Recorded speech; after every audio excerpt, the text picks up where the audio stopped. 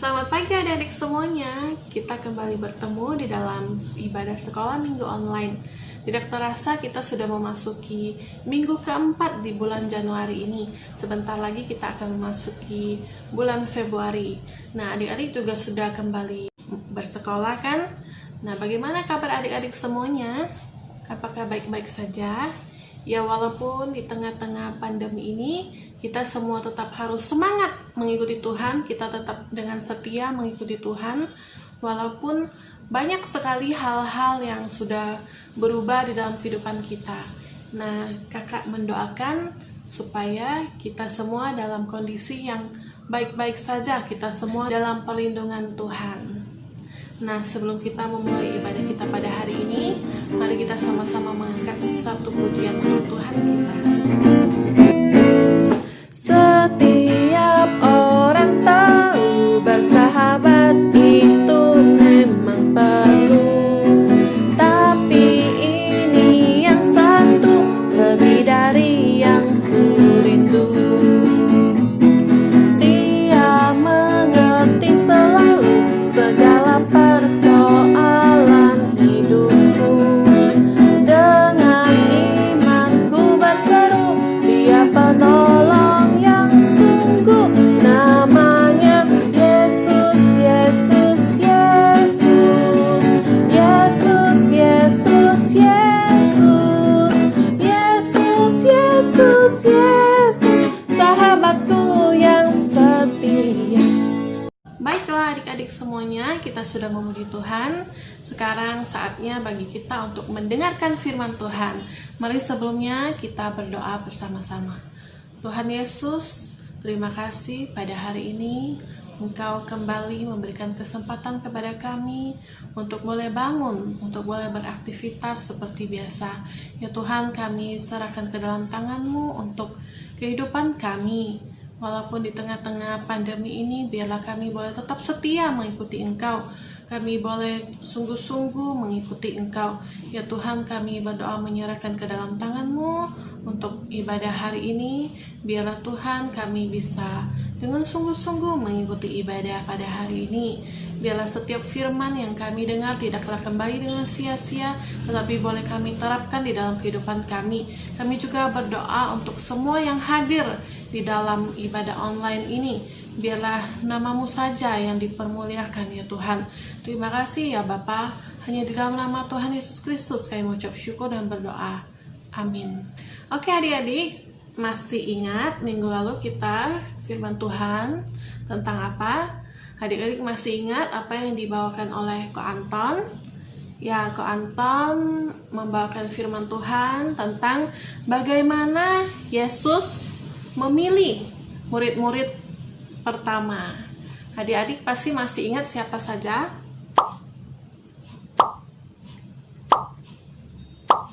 Ya, betul sekali adik-adik, pintar semua ya, adik-adik masih ingat. Nah, sebelumnya kakak mau tanya dulu sama adik-adik. Adik-adik pasti sering dong ke pesta, baik itu pesta ulang tahun, baik itu pesta pernikahan. Nah, kalau yang namanya pesta pasti ada makanan, apalagi baju-baju yang bagus. Kemudian ada banyak sekali dekorasi yang bagus-bagus, dan diisinya itu orang-orang yang senang atau yang sedih. Pasti yang senang-senang ya adik-adik ya. Kalau di pesta itu seperti yang tadi sudah kita bilang, pasti ada makanan. Nah, makanan-makanannya itu banyak atau sedikit? Pasti sangat banyak sekali. Jadi orang yang mengadakan pesta ini sudah memperhitungkan, saya undang banyak orang, jadi makanan yang saya sediakan harus banyak sekali. Jangan sampai nanti tidak cukup. Jadi pasti akan malu sekali. Masa kamu bikin pesta, tamu-tamu yang diundang tidak dapat makanan? Ya enggak. Pasti orang-orang jadi tidak senang. Jadi mereka datang dan pulang dengan perasaan yang sangat sedih. Jadi itu tidak boleh terjadi di dalam pesta. Balik lagi ke firman Tuhan kita. Jadi suatu hari Yesus dan murid-muridnya menghadiri acara pernikahan di kota Kana. Kana itu ada di Galilea. Jadi Yesus dan murid-muridnya hadir pada hari ketiga. Jadi kalau misalnya kita kalau merayakan acara itu biasa cuma 1 hari, kalau pernikahan cuma 1 hari, ulang tahun cuma 1 hari. Nah, berbeda dengan pada zaman dulu, pernikahan itu bisa diadakan sampai berhari-hari. Kenapa? Adik-adik, jadi tidak heran ya kalau acara itu diadakan sampai berhari-hari. Karena undangannya itu biasanya tidak hanya dari satu kota saja, tetapi dari kota lain. Sedangkan kalau zaman dahulu itu kan belum ada alat transportasi seperti sekarang yang dengan mesin. Kalau dulu itu kan alat transportasinya masih berupa binatang, misalnya keledai, misalnya kuda, misalnya onta. Nah, kalau zaman sekarang kan beda, sudah ada motor, sudah ada mobil, sudah ada pesawat, sudah ada kapal, jadi gampang sekali. Dalam 1 hari, dalam beberapa jam sudah sampai. Tidak demikian dengan zaman dulu. Kalau zaman dulu mungkin bisa sampai berhari-hari. Makanya Yesus hadir pada hari ketiga. Di sana sudah ada ibunya, yaitu Ibu Maria. Jadi setelah sudah pesta selama beberapa hari, kemudian muncullah satu masalah yang kemudian terdengar sampai telinganya Ibu Maria. Kenapa kira-kira? Wah, ternyata anggurnya habis, adik-adik. Jadi pelayan-pelayan di acara pernikahan itu sangat kebingungan.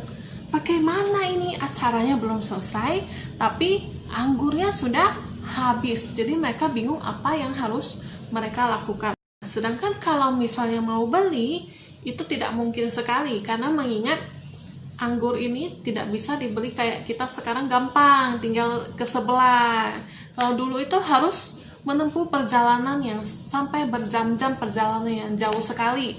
Dan biasanya itu kalau anggur ini kebanyakan mereka buat sendiri. Buatnya itu bukan hanya 1-2 hari, tapi membutuhkan waktu sampai berbulan-bulan. Jadi itu hal yang sangat mustahil sekali.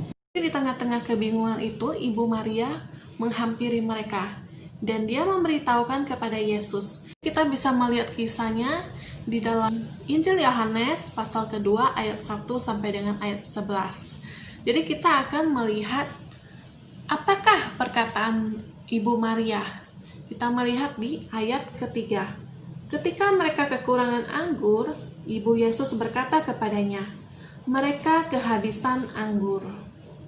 Ibu Maria mendatangi Yesus karena dia mengingat ada orang yang bisa menolong mereka pada saat itu, yaitu Yesus. Kenapa? Karena Ibu Maria tahu bahwa Yesus berkuasa.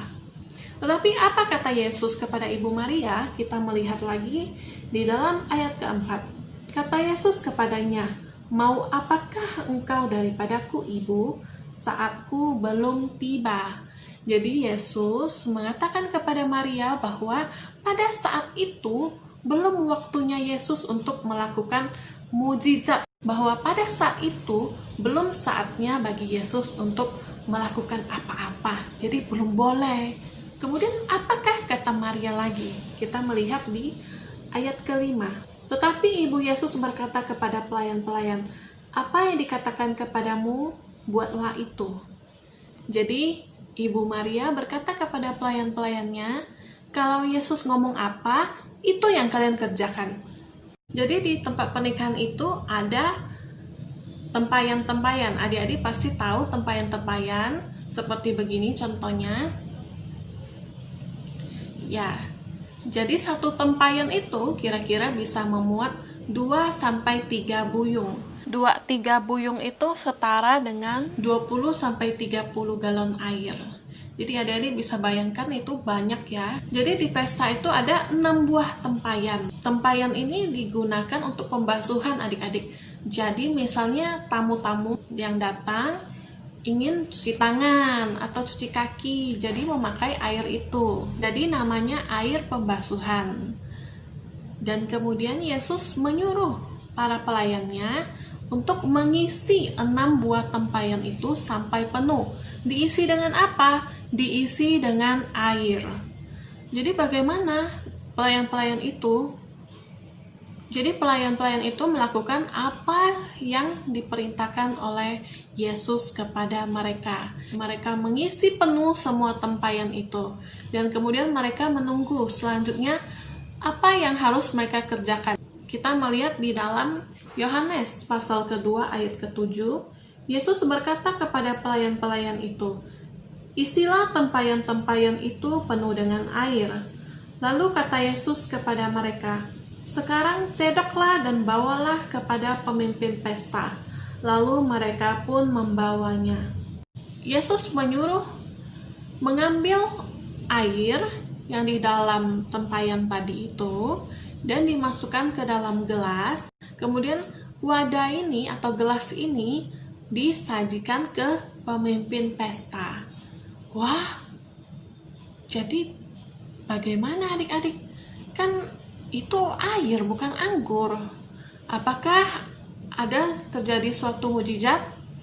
Ya, betul sekali. Jadi ketika pemimpin pesta itu meminum airnya, ternyata air itu sudah berubah menjadi anggur adik-adik, bukan lagi air. Dan kemudian apa katanya? Kita melihat di ayat ke-9. Setelah pemimpin pesta itu mengecap air yang telah menjadi anggur itu, dan ia tidak tahu dari mana datangnya, tetapi pelayan-pelayan yang mencedok air itu mengetahuinya. Ia memanggil mempelai laki-laki dan berkata kepadanya, "Setiap orang menghidangkan anggur yang baik dahulu, dan sesudah orang puas minum, barulah yang kurang baik. Akan tetapi engkau menyimpan anggur yang baik sampai sekarang." Jadi seperti yang dikatakan di dalam Alkitab tadi, pemimpin pesta itu tidak tahu dari mana datangnya anggur itu. Jadi tidak ada yang tahu kalau anggur itu sudah habis. Jadi yang tahu itu cuma pelayannya. Dan kemudian setelah dia mengecap, dia langsung mendatangi pengantin pria dan kemudian berkata bahwa biasanya kalau orang itu menyediakan anggur yang baik dulu, baru setelah itu anggur yang biasa-biasa saja. Tetapi berbeda dengan Anda. Anda itu memberikan yang biasa-biasa dulu, baru yang terbaik. Jadi artinya apa adik-adik di sini? Jadi artinya adalah kualitas dari anggur yang diubah oleh Yesus dari air itu lebih baik daripada anggur yang disediakan oleh pengantin. Jadi rasanya itu lebih baik, kualitasnya lebih baik. Adik-adik, kita melihat di dalam Alkitab kita di ayat ke-11. Hal itu dibuat Yesus di Kana yang di Galilea sebagai yang pertama dari tanda-tandanya, dan dengan itu ia telah menyatakan kemuliaannya dan murid-muridnya percaya kepadanya. Jadi kejadian di Kana ini, yaitu Yesus mengubah air menjadi anggur, merupakan mujizat yang pertama kali dilakukan Yesus. Pelajaran apa yang bisa kita dapat dari kisah ini? Adik-adik ada yang tahu pelajaran apa yang bisa kita dapat? Ya, tentu saja pelajaran yang bisa kita dapat adalah bahwa kita harus mempersiapkan segala sesuatu dengan penuh perhitungan. Itu adalah pelajaran dasar yang bisa kita ambil dari kisah ini, yang artinya adalah pelajaran paling gampang yang bisa kita ambil. Kemudian setelah itu, pelajaran apa lagi yang bisa kita dapat? Yaitu bahwa kita harus menunggu waktunya Tuhan ketika kita ingin meminta sesuatu, ingin merasakan suatu mujizat, pertolongan Tuhan, kita harus menunggu waktunya Tuhan. Karena Tuhan tahu kapan waktu yang terbaik untuk kita menerima pertolongannya. Dan selanjutnya bisa kita pelajari adalah kita harus taat pada perkataan Tuhan. Jadi adik-adik melihat di sini, ketika Maria berkata kepada pelayan-pelayan, apa yang ia katakan, lakukanlah. Jadi segala sesuatu yang Yesus katakan harus ditaati oleh pelayan-pelayan itu. Jadi seperti dengan kita, ketika kita meminta sesuatu pada Tuhan, ketika kita memohon pertolongan Tuhan, kita harus mengingat bahwa kita harus taat terlebih dahulu. Kita mendengarkan apa yang dikatakan oleh Tuhan. Yang selanjutnya juga, selain taat, kita juga harus melakukan kehendak Tuhan. Jadi bisa kita lihat dari kisah ini bagaimana para pelayan taat. Mereka diminta untuk mengisi air ke dalam tempayan. Mereka kerjakan nggak? Ya, mereka kerjakan. Jadi taat saja tidak cukup, tetapi juga harus melakukan. Ketika pelayan-pelayan itu diminta untuk mengisi air ke dalam tempayan, apakah mereka bingung? Kakak rasa mereka pasti bingung. Kan kami mintanya anggur, kami kekurangannya anggur, kenapa diminta isi air? Tetapi karena mereka percaya pada Yesus, maka mereka mendengarkan dan juga melakukan apa yang diperintahkan kepada mereka. Adik-adik, bisa kita lihat di sini. Jadi ketika kita taat, ketika kita mau melakukan kehendak Tuhan, maka kita akan mendapatkan hasil yang terbaik. Tuhan akan memberikan yang terbaik. Contohnya seperti kisah tadi. Ketika pelayan mau taat, ketika pelayan mau melakukan, maka Tuhan memberikan anggur yang terbaik.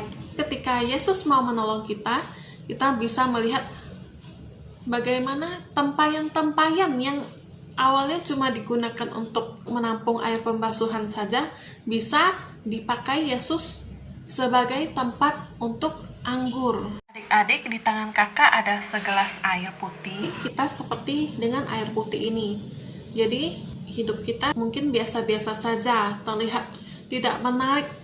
Dari warnanya saja tidak menarik ya adik-adik ya, cuma air putih. Tuhan Yesus bisa mengubah air putih ini, air yang biasa-biasa ini menjadi anggur.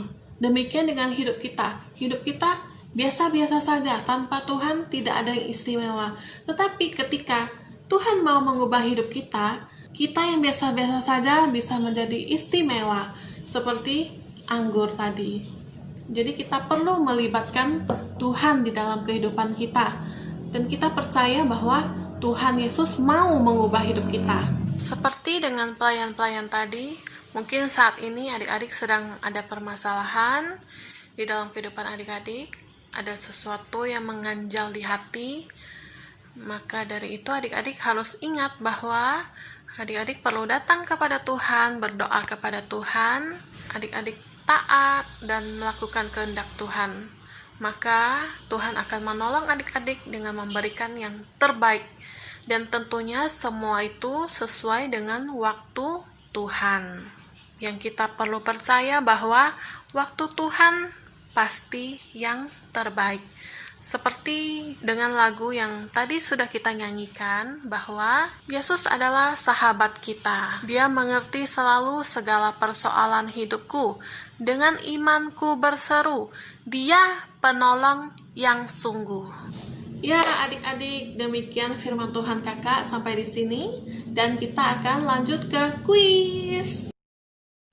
Oke adik-adik, untuk kuis kita pada hari ini pertanyaannya adalah, berapakah jumlah tempayan di tempat pernikahan yang dihadiri oleh Yesus dan murid-muridnya? Adik-adik tulis di kertas, kemudian difoto, kemudian dikirim ke grup WA Sekolah Minggu. Terima kasih adik-adik semuanya. Nah adik-adik, ibadah kita sampai di sini. Mari kita sama-sama berdoa. Ya Tuhan, kami mengucap syukur berterima kasih untuk firman Tuhan yang boleh mengajar kami pada hari ini. Kami boleh mengingat bagaimana Tuhan boleh mengubah hidup kami. Kami yang biasa-biasa saja menjadi istimewa di mata Tuhan. Kami bersyukur Tuhan hadir di dalam kehidupan kami. Kami bersyukur Tuhan mau menolong kami. Ya Tuhan, kami serahkan ke dalam tangan-Mu kehidupan kami seterusnya. Di tengah-tengah pandemi ini, kiranya Engkau terus menolong kami. Kami serahkan ke dalam tangan-Mu untuk studi kami, untuk pekerjaan mama papa, untuk segala aktivitas kami. Apapun yang kami kerjakan, biarlah Tuhan selalu menolong kami. Terima kasih ya Tuhan, kami serahkan ke dalam tangan-Mu untuk teman-teman kami. Mungkin ada yang sedang sakit, mungkin ada yang sedang ada masalah. Engkau juga menolong kami Tuhan. Terima kasih ya Tuhan. Hanya di dalam nama Tuhan Yesus Kristus kami telah mengucap syukur dan berdoa. Amin. Oke adik-adik, jangan lupa untuk selalu pakai masker, selalu cuci tangan, dan menjaga kesehatan. Sampai jumpa. Bye-bye. Bye-bye, sampai jumpa lagi.